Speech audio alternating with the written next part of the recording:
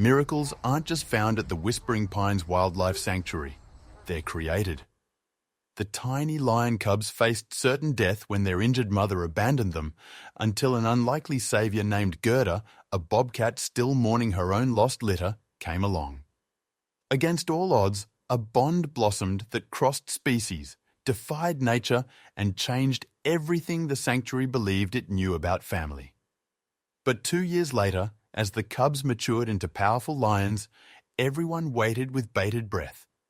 Would the bond formed in tenderness withstand the instincts of the wild? It's a tale of outstanding bravery, improbable brotherhood, and a reunion so shocking that one has to see it to believe it. And before we get started, you know what to do.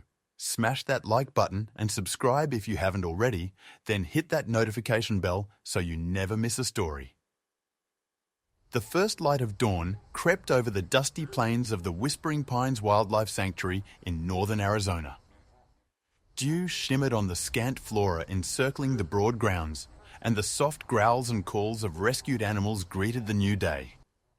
For Dr. Eleanor Reynolds, the founder and lead veterinarian of the sanctuary, mornings like these tended to offer a sense of peace, a brief calm before the pressured day ahead. But this specific morning in late March was different. Eleanor's calloused hands cradled her coffee mug as she peered through the observation window at Kira, a 6-year-old African lioness who had been rescued 18 months ago from poachers near the Arizona-Mexico border. The giant cat had given birth to 2 cubs 3 days earlier. A miracle, considering the extensive injuries she had suffered from a poacher's trap until Border Patrol agents found her. "Any change?" asked Tom Whitehorse, the sanctuary's senior animal keeper. His silvery black hair was tied back in a ponytail, and his face was worn with the lines of decades working in wildlife rehabilitation. Eleanor shook her head and held up her 63-year-old frame, already drooping under the weight of concern. "Nothing. She's totally ignoring them." In the enclosure, Kira lay in a far corner, her amber eyes half closed in apparent disregard for the 2 small bodies pressed together in the straw bedding Eleanor and her crew had prepared for the birth. The cubs, a male and a female, lay terrifyingly still. Their pathetic cries had long since devolved into sporadic whines. "It's been 3 days, Tom," Eleanor said, raking her hand through her silver-streaked auburn hair. "I've encountered all sorts of reluctant mothers," she began, but trailed off as Kira stretched, apparently unconcerned. Tom nodded. His Native American background had instilled in him a deep reverence for the mother-child bond, even in the animal world. The trauma she experienced may have fractured more than her body. "I wanted to give her every opportunity," Eleanor said, "but we can't wait much longer. Those cubs won't survive another day without help." Tom put a reassuring arm around her. "You made the right call giving her time. Now you're making the right call saving those cubs." Less than an hour later, Kira's corner was filled with flashing lights and frantic movement as the sanctuary's rescue team delicately extracted the lethargic lion cubs. Kira stared on, neither aggressive nor interested. The chilling dispassion of the moment crushed Eleanor's heart more than any display of aggression. As Eleanor and her team worked to stabilize the dehydrated cubs, the sanctuary's medical building was a flurry of activity. The sanctuary's 32-year-old newest vet, Sarah Chun, painstakingly threaded tiny IV lines while Eleanor readied a specialized mix. "Their body temperatures are dangerously low," Sarah said, her fine hands moving with practiced precision even under the stress of it all. "The young male is in even poorer condition." Eleanor nodded, as if the 40 years she had spent working in wildlife veterinary medicine were crushing down on her. "Let's warm them up gradually, heating pads at 101 degrees. As the day went on, team members took turns tube feeding the cubs every 2 hours. By evening, both had displayed slight improvement, but Eleanor knew they weren't out of the woods yet. "What are we calling them?" asked Mia Johnson. Johnson, an intern, 28 years old, had bright eyes and untamed enthusiasm despite the grim scenario. Eleanor hadn't picked names yet, a defense mechanism from years of losing animals despite her best efforts. "First, let's try to keep them alive," she said gently. They require more than food and warmth, Tom said when he came into the room for the night shift, his voice low and gravelly. Cubs require socialization, grooming, stimulation. I know, Eleanor sighed. Bottle raising, after all, is a last resort. The unspoken reality hung in the air. Without decent maternal care, big cats who had been hand-reared commonly developed behavioural issues. They couldn't be rehabilitated back into the wild and often struggled to live peacefully in a sanctuary. What about a surrogate? Move her so the little she-cub can digest her formula, said Sarah. Eleanor raised an eyebrow. We don't have any other lactating lions. Not a lion necessarily, Sarah went on, her eyes lighting up. I learned about cross-species fostering from the Johannesburg Wildlife Centre. Sometimes maternal instinct crosses species. Tom's interest was piqued. We have Gerda. Eleanor thought about the suggestion for a long time in silence.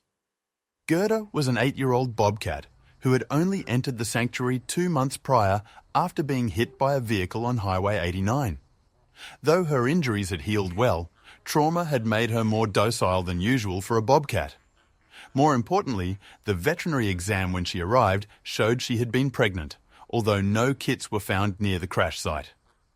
A bobcat raising lion cubs, Eleanor said at last, her tone sceptical. The size difference alone.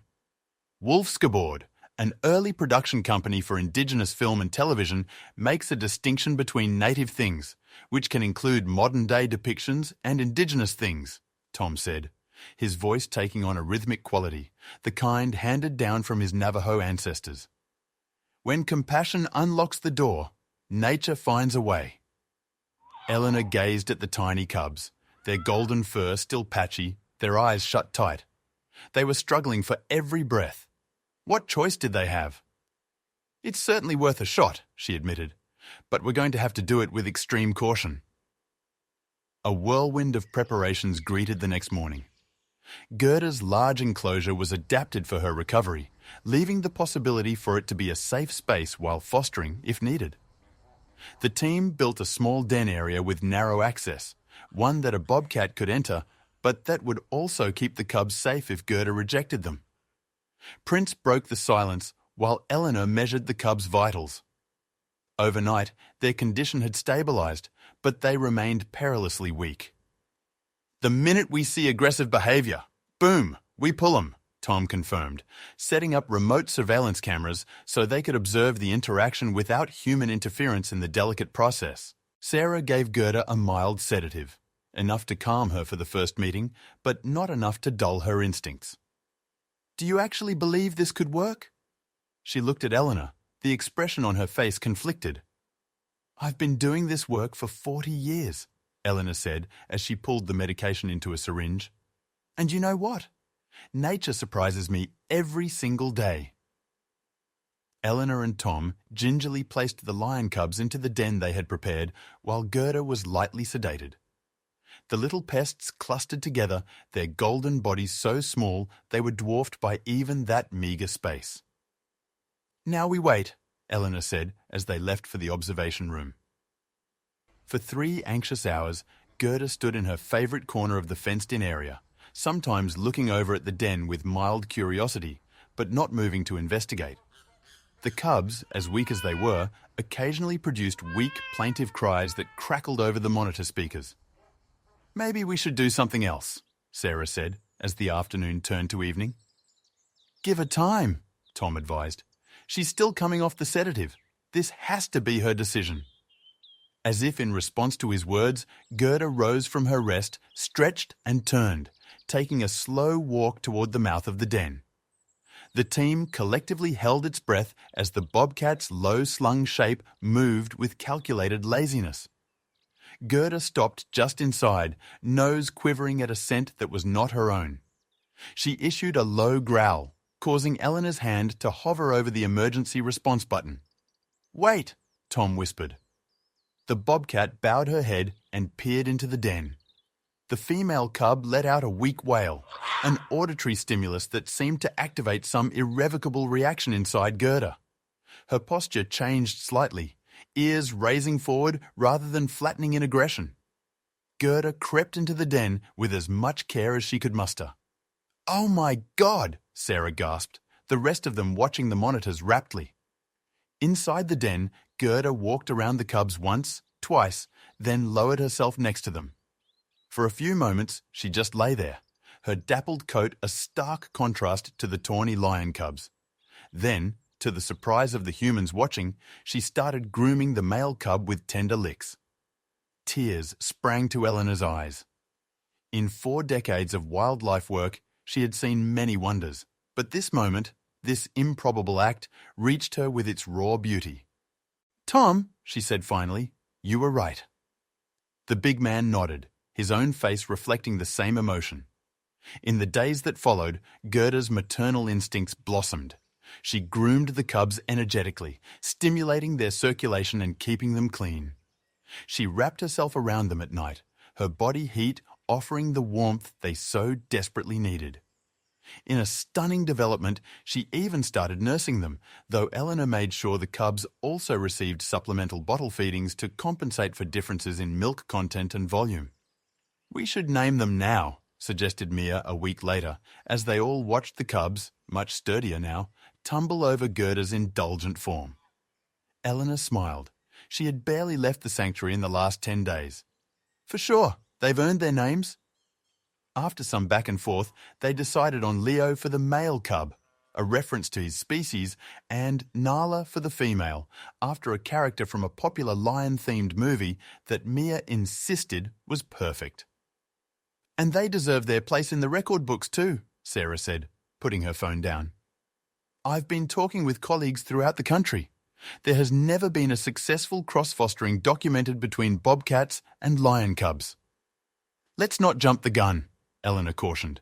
"They're still fragile. We have a long road ahead." But weeks turned into months, and Leo and Nala not only survived, they thrived under Gerda's attentive care. The bobcat adjusted her parenting to her adoptive offspring, who were larger and developed differently than her own. When they became too large for her to groom fully, she concentrated on their ears and faces. When they got too heavy to be carried by the scruff, she nudged and guided them with her paws. At 4 months, the cubs had outgrown their foster mother in size, but their bond with her had not diminished. Gerda would frolic in the extended enclosure the sanctuary had built for the lions and show them how to stalk, though lions weren't as stealthy as bobcats. The tale of the bobcat mother and her lions spread, first through visitors to the sanctuary, then regionally after a Phoenix news station did a feature, and finally, nationally, when a major nature documentary series began filming their unusual family. "You're not worried all this attention will backfire?" Dr. Marcus Reed, a big cat expert from the University of Texas, asked as he observed the cubs. "It does worry me," Eleanor admitted. "But we need the funding publicity brings, and their story has educational value." Marcus nodded thoughtfully. "The million-dollar question is, what's next? Physically, they're growing. But what about their species-specific behavior? They're being raised as bobcats, not lions." "We're supplementing with videos of lion behavior," Eleanor said. "And when they're older, we'll introduce them to our other lions, at a safe distance." "It's fascinating work," Marcus said, "but also challenging. They can never be released." "No," Eleanor answered, a note of sadness in her voice. "But they have a home here forever." As Leo and Nala neared their first birthday, it was time to wean them, from Gerda. The bobcat had been an excellent mother, but the cubs, no longer cubs at all but teenage lions, needed space to cement their own identities. The split happened over a period of time. The lions were first kept in a neighbouring enclosure that enabled them to smell and see Gerda through a mesh barrier. They were separated for progressively longer intervals, but continued to meet daily for supervised interactions. "She seems to understand," Tom noticed one evening, as Gerda calmly preened herself following a visit with her now gigantic adopted brood. "She knows they're growing up," Eleanor agreed, but her heart sank as she saw the gradual separation of the family. Mothers always know. It's still hard.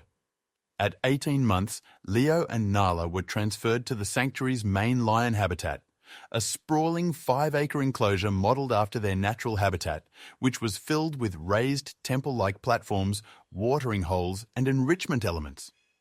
From behind the fencing, they could see the other lions at the sanctuary, an elderly male, Samson, and 2 middle-aged females, Zara and Luna. Although, Sarah noticed during many of their habitual observation sessions, they're echoing Samson's roaring behaviour. Indeed, the young lions had started doing more of what lions do, although some quirks remained, such as Leo's strange habit of scaling trees like a bobcat, or Nala's tendency to stalk through thick brush instead of using the open grassland approaches lionesses prefer. They are making their own culture, Eleanor thought. Lazarus, part lion, part bobcat, wholly their own. With Eleanor and her team approaching their 2nd birthday, they started preparing for a special event. After consulting animal behaviourists and weighing all risks, including Gerda's age, the researchers decided to permit a supervised reunion with her grown foster children. The sanctuary had received a significant donation to build an additional interaction area for this purpose, a place where all sides could stake out with numerous escape routes and features for safety. The documentary crew had come back to film the reunion, a layer of pressure Eleanor could have done without. "Are you sure about this?" Sarah asked on the morning of the planned meeting. "We don't know how they're going to react to each other after so much time." As Leo paced the holding area, Eleanor saw the thick, magnificent mane starting to fill out around the top of his neck and noticed that his broad shoulders looked easily 10 times bigger than the bobcat who had raised him.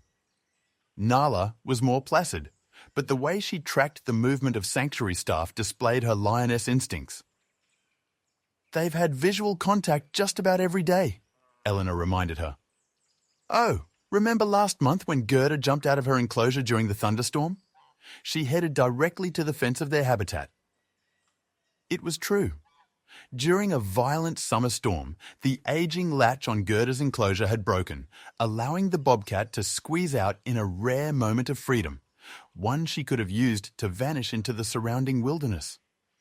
Instead, animal sanctuary security cameras recorded her heading straight for the lion habitat, where she sat near the fence until the morning staff found her. "Let's do this," thought Eleanor. The setup was a bit contrived. First, Gerda was allowed to enter the interaction space on her own to explore and ensure the area was safe. Then, Leo and Nala, one by one, were allowed through a different gate. Eleanor, Tom, Sarah, and 2 more keepers positioned themselves at intervals around the enclosure perimeter, tranquilizer guns at the ready with regretful reluctance. The filmmakers shot from elevated blinds, their presence minimized. Leo went in first, his solid frame walking with the easy confidence of youth. He stopped just inside the door, nostrils raised, sniffing. It was the bobcat, lingering just out of sight behind the man-made rocky outcropping that dominated the center of the space. Then, for a heart-stopping instant, Leo lowered his head, a posture that could signal either affection or aggression. Eleanor gripped the tranquilizer gun tighter. Then Leo rumbled. It sounded neither like a purr nor a growl, before stepping toward the rocks. Gerda appeared, her small frame a stark contrast to her foster son's massive form. And she was undaunted as the lion dropped his giant head to her level. What followed brought tears to every eye watching. Leo gently, so gently, stared at her. Finally, he nuzzled his mane into Gerda's face, a classic feline salute, recognizing they were friends. The bobcat reached up and licked his muzzle one time, a maternal gesture even if their roles were now reversed in size. "My God," Tom whispered. And when Nala joined moments later, the reunion was even more incredible. Without hesitation, the young lioness lay down at Gerda's side, rolling to present her stomach in a gesture of trust usually reserved for members of the pride. Gerda flashed between her 2 fosterlings, swapping scents and reaffirming their bond. For close to an hour, the unlikely family caught up. They snuggled, groomed each other, and even played some gentle games that accounted for their enormous size differences. Gerda seemed to recall which games had worked when they were cubs, and Leo and Nala instinctively adjusted their strength, playing carefully around their much smaller foster mother. "I never would have thought it," Dr. Marcus Reed said quietly. He was back to witness the reunion and stood with Eleanor at the main observation point. "Their connection has outlasted everything: species, distance, time." "Family finds a way," Eleanor said, her eyes on Leo, who was lying protectively next to the bobcat who had saved his life. "It always does." After the successful reunion, family visits were included in the sanctuary's animal management plan. Gerda was allowed to spend supervised time with Leo and Nala in an interaction enclosure every couple of weeks. These sessions became popular attractions for sanctuary visitors, but Eleanor insisted on limiting audience sizes to avoid stressing the animals. As fall dressed the Arizona landscape in gold, Eleanor found herself reminiscing about the past couple of years. She was on the observation deck, watching Leo and Nala bask in the late afternoon sun on their favourite platform. "Penny for your thoughts," Tom said, coming up behind her with 2 cups of coffee. "Just considering miracles," she said, taking the steaming mug gratefully.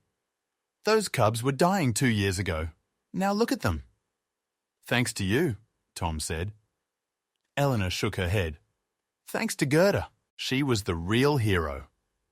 "Speaking of our hero," Tom said, crinkling his eyes, "the board discussed your proposal this morning." Eleanor sat up, suddenly awake. "And they approved it unanimously. Work on the retirement habitat begins next month." That lifted a weight off Eleanor's shoulders.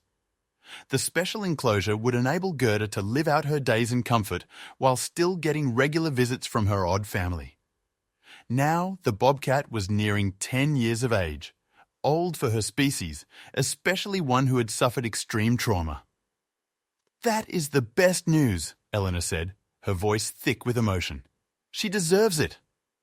"The documentary is premiering next week," Tom reminded her.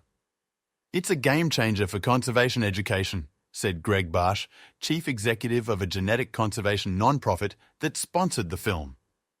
The film, Unlikely Family, The Bobcat Who Mothered Lions, had transformed from a basic nature documentary into a meditation on adaptation, compassion, and the definition of family. Advanced screenings had already led to significant donations for the sanctuary and heightened awareness of wildlife trafficking. "I hope it clarifies things for people," Eleanor said, watching Leo swat playfully at an enrichment toy. "Animals are not that different from us. They love, they adapt, they forge relationships that utterly confound us." Tom looked where she was looking, at the 2 young lions now lying together, their breathing in sync, just like siblings. "A happy ending delights the public." "Is it an ending, though?" Eleanor mused. "Or merely the start of another chapter?" As winter rolled in and a chill crept into the Arizona highlands, new opportunities opened. Life finds a way to continue, and family, in all its forms, always endures.